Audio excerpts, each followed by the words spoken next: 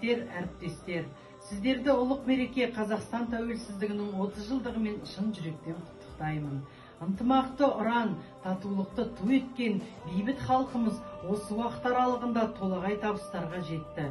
Көк байрағы желбіреген бүгінгідей абыройлы да айбынды, беделді де берекелі, ынтымағы мен бірлігі жарасқан еліміздің тәуелсіздігі баянды болғай. Дәулетіміз шалқып, береке бірлігіміз жараса берсін.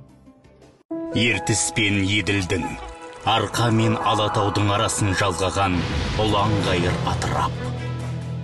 Батырлар рухы мен көшпенділер өркениетін сақтаған, даналық пен даралықты дәріптеген қасиетті топырақ.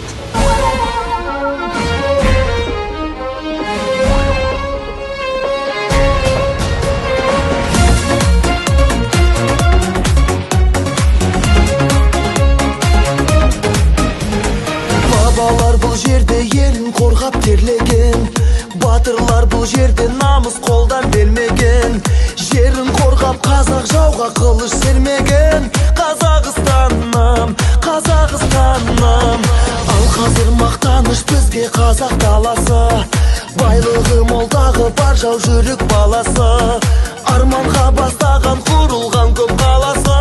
Қазақстаным, Қазақстаным.